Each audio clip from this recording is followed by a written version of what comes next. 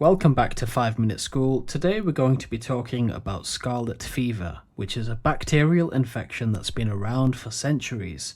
We're going to talk about the cause, diagnosis, symptoms, and the available treatment options. So let's begin the video. So scarlet fever is caused by a bacterium called Streptococcus pyogenes, also known as Group A Streptococcus.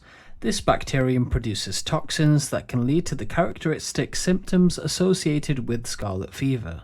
It's primarily spread through the respiratory droplets when an infected person coughs or sneezes, or by touching contaminated surfaces. The diagnosis of scarlet fever is often based on a combination of clinical symptoms and laboratory tests. The common signs to look out for include a sudden high fever, red, swollen and sore throat, a distinctive rash characterized by small red spots with rough texture that feel like sandpaper, and strawberry tongue, a red and swollen tongue with white coating. Scarlet fever symptoms can vary in severity and they typically appear 1 to 4 days after exposure to the streptococcal bacteria. Besides the classic rash and sore throat, other common symptoms include headache, chills, nausea and vomiting, swollen neck glands, body aches and fever. If it's left untreated, scarlet fever can lead to potential complications such as ear infections, sinus infections, pneumonia, and even rare but severe conditions like rheumatic fever or kidney inflammation. The good news is that scarlet fever can be treated effectively with antibiotics.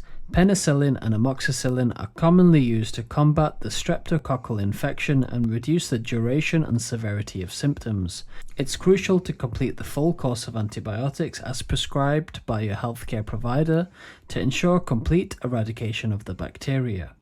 In addition to antibiotics, supportive care is essential to manage symptoms and promote recovery. This might include rest and plenty of fluids to stay hydrated, over-the-counter pain relievers like acetaminophen or ibuprofen to alleviate discomfort and reduce fever, gargling with warm salt water for soothing of the throat, and avoiding contact with others to prevent the spread of infection. So we've made it to the end of the video. Leave a 100 emoji if you've made it all the way to the end. If you have any questions about scarlet fever, leave them in the comment section below. Make sure you like, comment and subscribe, and thank you for watching.